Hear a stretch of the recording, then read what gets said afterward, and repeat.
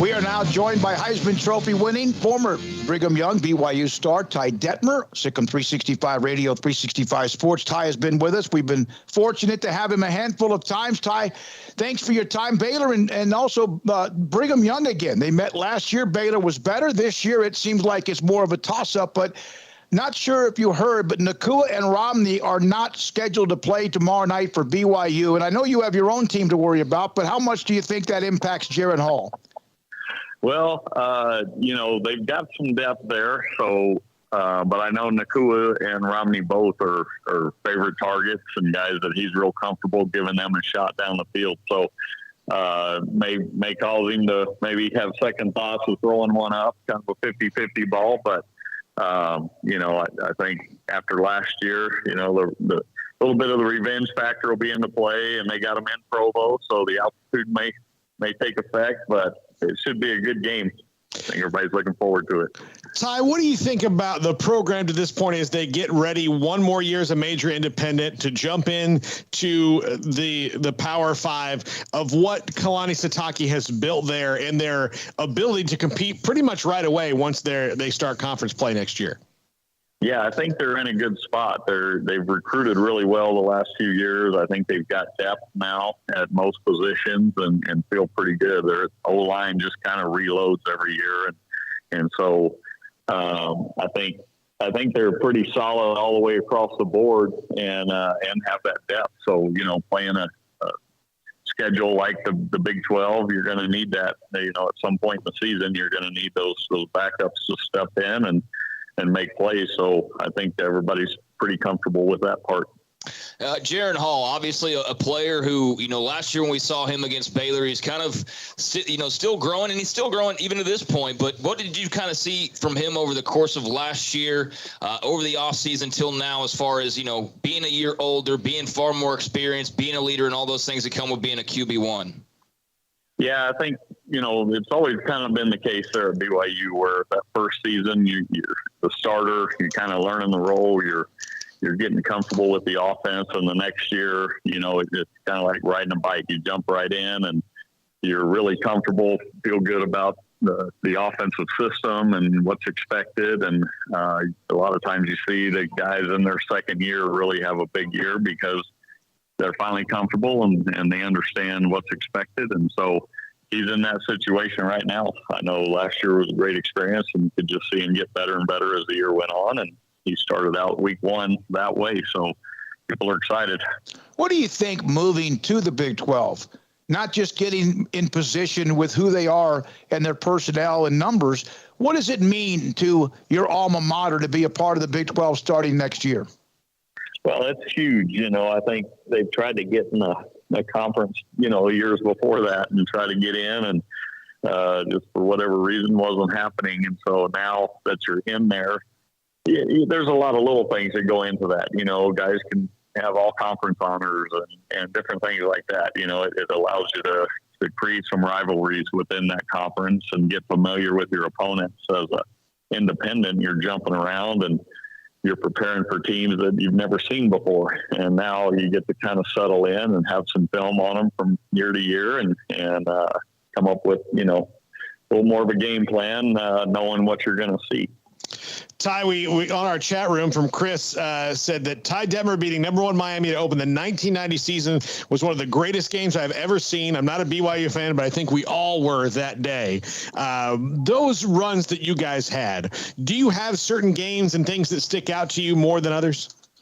Well, obviously that one does. They were number 1 in the nation, and it was a big night in Provo. So that was kind of, to me, what college football was all about that night. The excitement of the fans, the student section, all those things, culminated there. And then we had some great games against San Diego State, Marshall Falk, and some track meets a couple of times with them. And so there's some games that stick out that you really enjoyed playing in and had a good time. And usually it involved high scoring games.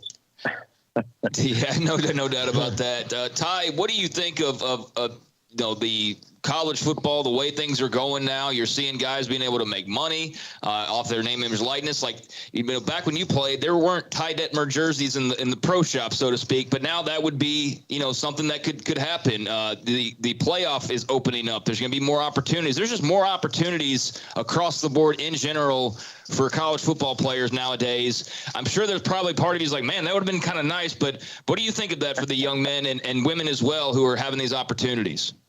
Yeah, well, there were jerseys in the pro shop, but all the money went back to BYU. Yep. So, Exactly. It's good for the players. I think within reason, you got to be a little careful. Right now, it's kind of the wild, wild west with it all. The transfer portal, guys are jumping from school to school, and as a high school coach here, you talk to recruiters when they come in, and man, it's hard on the colleges, especially some of the G5 colleges where if they've got a freshman that comes in and makes an impact right away, he's jumping ship to a Power 5 conference, and they're like, man, we got to fill gaps in the transfer portal now.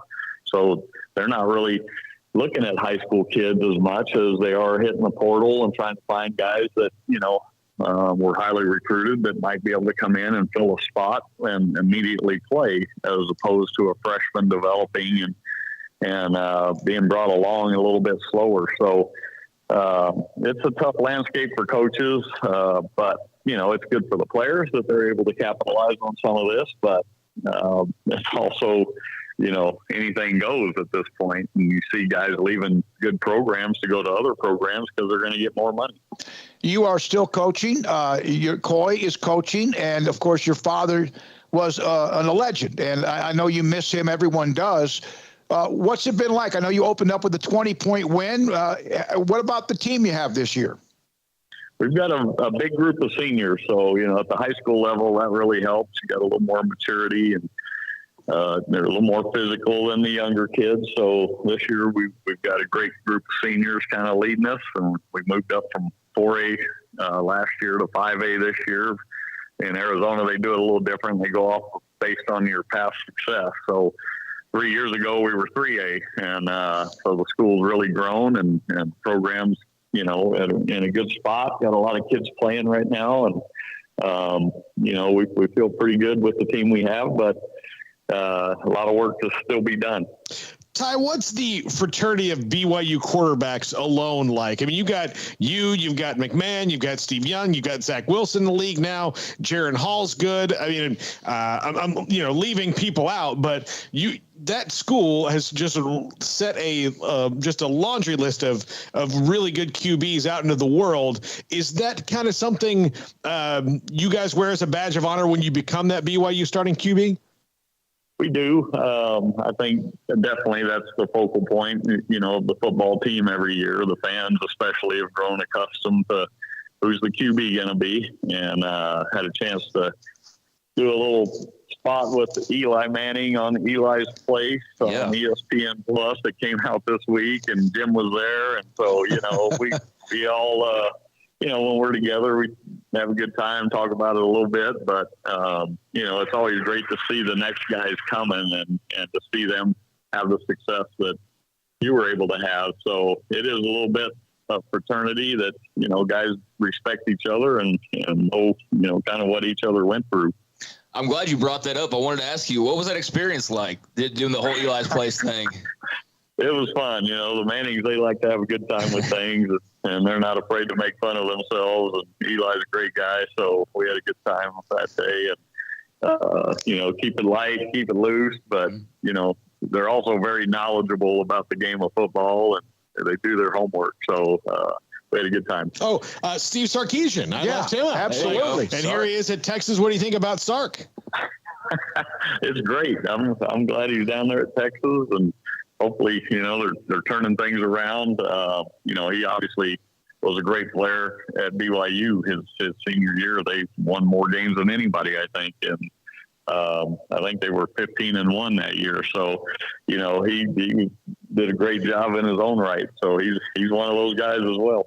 Ty, I know you have a game, and you got to run, and you've given us time before. We appreciate it. But one more thing. Paul talked about fraternity of quarterbacks at Brigham Young. What about that fraternity of winning nation's greatest player that particular year in college football, being a Heisman Trophy winner. Does it mean as much now as it's ever meant?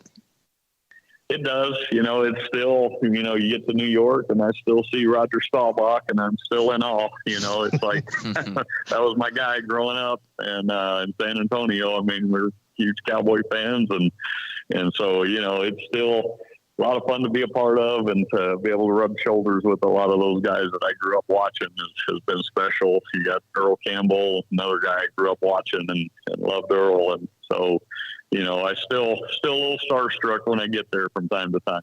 Thank you very much for your time. As always, Ty, thank you so much. Good luck tonight. Ty Detmer, 1990 Heisman Trophy winner, and that game.